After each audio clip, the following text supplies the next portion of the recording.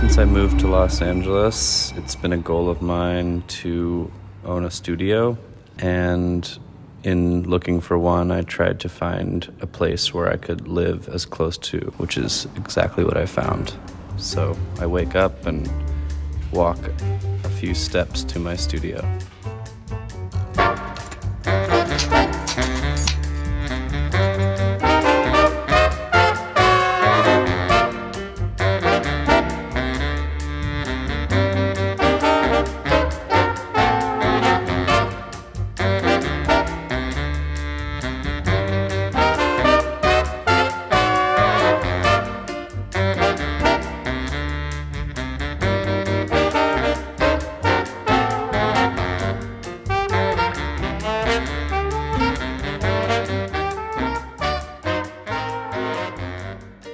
A friend of mine, her essay was an anthropological survey that she cast on the internet to get people's responses to what this was. And some people said, it looks like a cat's asshole with something being pushed through it or something. It looks like a hot dog going through a breast. It looks like a penis going through a breast. It looks like a penis, a breast, and an asshole. So everyone kind of casts these votes as to what it might be or what it is alluding to. And I would almost rather each thing not be described as any one particular thing. I think that the best way to describe it is that it's having some tension with each other, some sort of physical force, whether it's in, out, apart, together, one, none, inflating, exploding. The important part is that it's like a sculptural event. It's just the convergent aspect of it that I'm interested in.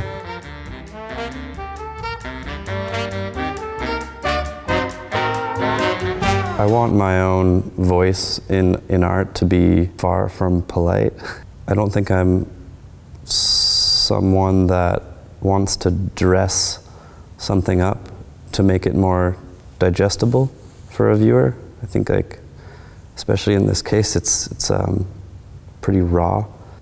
Yeah, I don't know. I would hope that the image feels not of the past and not of the future, but has a kind of forever validity or something. Because I think that this picture is as basic as like human origin or something. Like it has that kind of embryonic aspect to it, or like birth, or it's sort of the beginning and the end, and that feels very universal and not so tethered to a specific moment. I draw a lot of the imagery from my surroundings, my own body, I guess, my own person, my own mind. And there's a lot of things that I'm attracted to in art that are usually these kinds of psychological projects and these spaces that seem tethered to reality, but they take on their own sort of spatial invention. Like I think of Francis Bacon's Rooms or something, where there's, a mound of sand coming through a doorway or something, where two things collide that are existing in the painting but couldn't really be otherwise. And so if I think about something like that and the painting behind me, I think there are two elements, like a landscape and a figuration, that have been sort of repurposed or reconfigured to, they're not so different than something we know, but just enough to make you recognize it, but then also be kind of thrown off by it. I guess as an artist, I feel inundated with content all around me, right? And so sometimes I see things in museums, things in galleries that are literally just things from ordinary places like the hardware store, or found objects that get repurposed or recontextualized as art objects in in an art context. Sometimes I think that all of this stuff, all this media is actually like, it's already content, it's already art. And I think that pushes me personally as an artist to actually want to go inside and mine something out that doesn't already exist, that isn't already content, because to me that's, whether it's in a gallery or in a store, it's sort of it's actually already has an objecthood in a way. So to put it in a gallery is, it's like an art gesture or something. And as interesting as that is, I think that my own personal relationship is with art has to be more specific to me and my own experience as a maker. And I think the only way I know how to do that is to take everything around me and then combine it with myself and make my own version of it. Each time I start a body of work, I feel like I'm starting from the beginning. I try to, at the same time, throw out everything I know about painting or image making in a way, and let the body of work sort of dictate what I need to learn to make it. So, you know, all of these things I did kind of for the first time ever. In some cases, there was material limitations that I knew, that I hadn't actually known from like a previous body of work, but then to make something like this, I get to some point where I have to employ something I've never done, whether it's like silk screening on a canvas to make a really realistic coin flipping through space, where then the whole rest of the painting is sort of like loosely painted in sloppy watercolor. So I guess what I'm trying to say is there's like research involved in the development of each body of work. And then when I don't ever really stop doing something, but when I sort of segue into a new group of paintings, all of that research sort of starts over with the small scale studies and the color tests and sort of material investigation to see kind of what's the best way to pursue making the artwork. And sometimes that doesn't necessarily mean it's a painting, right? I kind of let the idea dictate the medium. And that's why the bodies of work, I think, formally look so different, because I'm really not segueing from one group of paintings into the next. They kind of abruptly stop and start, and so some things have looked cartoonish, and some things have been very minimal monochromes. And like right now I've been making these paintings of plants. And the way that I make them is I have this very specific plant that's something that my great-great-grandfather brought from England. It's a begonia.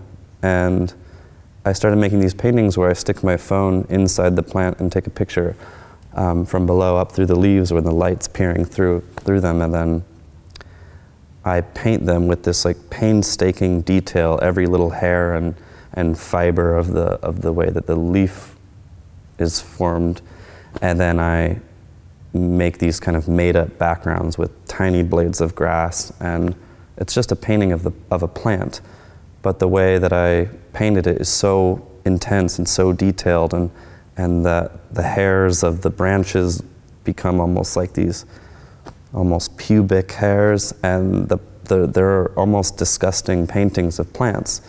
And I don't know why I have this fascination to want to do that, but I think it's about somehow adding an intensity to something. And I think I've realized that a painting doesn't have to be as explicit as this to become intense. It can be something as simple as a plant, just the way that you interpret it or pursue it, that it can actually go into that realm of scary and almost overwhelming, which I like the idea that a painting on a wall could somehow feel like it's reaching around you as you look at it.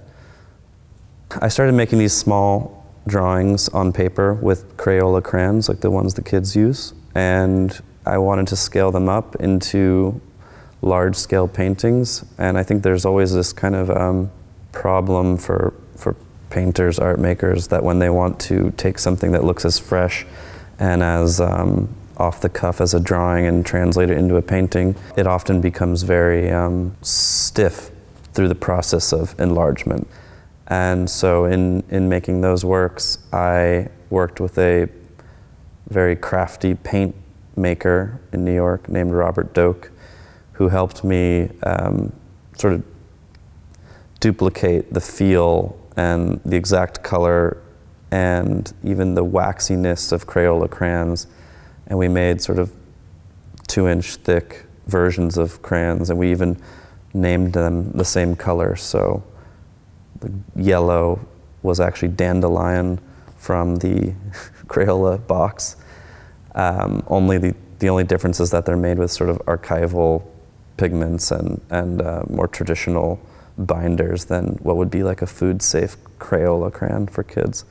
And then I just projected and redrew them as if they were the exact same things. And that was just an effort to not lose any of the freshness of the drawing quality. But to do that, I worked with I guess like a fabricator to create tools just to make the paintings. And then the next series of paintings I made after that looked completely different. Even though all of the series are quite different on a formal level, I think that there's a sense of the way that I make things that is at least some kind of formal thread through all the work, which could just be by the way I kind of pare a lot of the elements down visually. I think that I was really influenced by a lot of kind of like graphic design techniques. My father and mother were both graphic designers, and so I grew up in this household really looking at the way things function on a visual ergonomic level, right? So when you making a logo or like a corporate identity of some kind, you're trying to create something that is authentic to the vision of the brand while simultaneously having typography and logo sort of all sync together. And I saw that a lot in, just because my father's office was downstairs of our house for a long time. And also because of the things that my parents exposed my sisters and I to. So I think that they probably instilled in us like a certain sense of design, I guess. So I think when I'm working on a body of work, there's parameters, and once I develop them, even if it's in a very painterly, haphazard way, I eventually hone in on key elements to series. And so even with the soldier paintings, there was always a figure laying in the grass with a brown background, and all of the other things that are attached to those works are very matter of fact. Like the dirt is brown and grass is green, and then within those parameters, the figures could be sort of anything, right? And then in another series, I pared them down to just a very creamy background and a black line, because I was looking at newspapers and the way that newspapers are designed, and it's no coincidence that they're this kind of warm, legible gray with a black letter on it, black imagery, and that's all meant for you to be able to look at it for a long time, right? If it was bright white paper and black ink, it's actually just too much contrast for your eye to look at for a long time. And as we all know, newspapers are thick and there's a lot to see, so they're made for you to look at. And so when I made these other paintings, I literally designed them to be looked at for as long as possible in a almost soothing way, because the rest of it's total chaos. There's such thing as, you know, painters, drawers, sure, filmmakers. Everyone has these kind of like signature things where you just know it's a Martin Scorsese film or something. Or like when you look at a Laura Owens painting, you know when you see these kind of squiggles or you know, marks that are supposed to be waves. You just know it's hers. Or even if it's not her actual gesture, just when you see a few of these blues and purples together, you just know it's a Laura Owens painting. And I don't know, I haven't figured out what that is for me, but I think that I have something that's not, you know, literally a gesture, but it's something I do that links the work.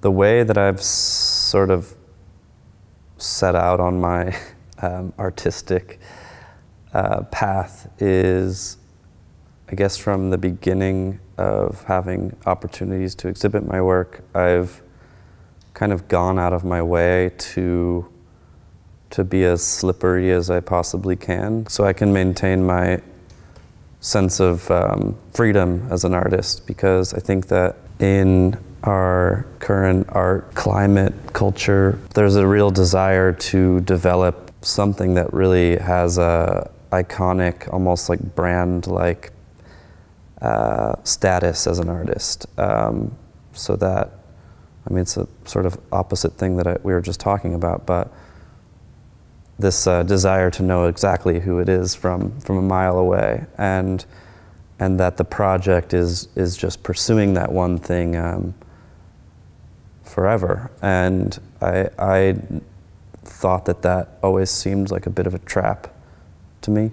So from an early stage, I made a point to show many things all at once and pursue all the things I was interested at once. So anytime I'm making a show, I'm usually making 2 or 3 others at the same time. And allowing them to cross-influence each other, which sometimes will spit out a 4th or a 5th. And I remain very open with the projects. And so, yeah, right now I think that the direction is not a singular one. It's sort of going out in many different directions. And I think as a artist, there's this desire for me to want to like grab on to more rather than less. But for my first exhibition, I did a series of 10 green monochromes that are not green screen, but for all intents and purposes, they are like a singular shade of green. In the center of every painting, at just about my eye height, was a relief that is my face mixed with the carcass of a chicken. And the way that I developed the series was I rotated the chicken's body relative to the face in each painting. So as you walked around the room, there was just these 10 monochromes with 10 faces in the middle of every painting. And as you look at them, there's just this kind of haunting, mask-like creature staring back at you. And the reason I continued rotating the chicken's carcass is I really not suggesting that these were of Earth. They're really supposed to be these kind of psychological, perceptual shifts that were happening as you look into this, you know, green void. And as I started to make the series, people that I was showing them to kept asking if it was a green screen green.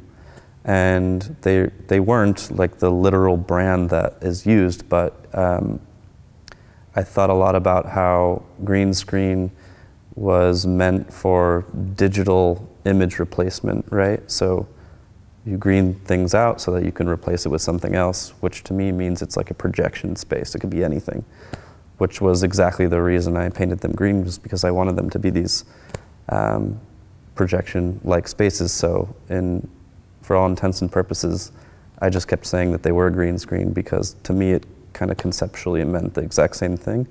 And then the sort of reason that they became these chicken faces was they had actually originally started out as just a sort of devil mask, and they had like a goatee and a pointy nose and pointy horns in the very like conventional idea of what like a demonic creature was. And that was originally what I had on the green monochromes as I was developing the artworks, and I ended up watching a soap opera in one of the episodes that I don't normally watch one of these shows, but I ended up catching a glimpse of one where a character has an internal thought, and on one shoulder, I guess it happens in cartoons a lot too, at one shoulder a devil pops up, and on the other shoulder an angel pops up. And what I thought was really interesting was in this particular show, it wasn't a third party devil with pointed horns or anything. It was actually just that person in a costume. So I thought, well, the devil isn't really like or at least the thing I think I'm interested in is not really the devil like in the sort of Catholic sense of like burning in hell. It's actually the devil is really this perceptual thing in your mind. And what I thought was truly demonic and truly scary would be that if you were to look into the mirror and your own vision, the thing that you bear all of your reality on, becomes something that you can't trust, right? Like that's truly scary. That's like your mind is lost, or the thing that you trust is no longer something that you can trust. So your bearing on everything is kind of up in the air. And so I had a chicken body and realized that it was not so different in scale from a face, and that when you turn it upside down and the drumsticks were pointing up, it actually very much resembled the devil's horns. So I made the first one like that with my face kind of popping through it. And I didn't make a mold or anything, so it's really sculpted by hand. Each one's totally unique. I don't know if I was trying to say something about myself as much as I was trying to say something about what that experience would produce to anyone, right? Like you look in the mirror and you see yourself, or you look down at your food and you see yourself in it, or you look in the mirror and you see someone else. So I think it was more about the experience of seeing something that shouldn't be, rather than like what it means for me to be a chicken.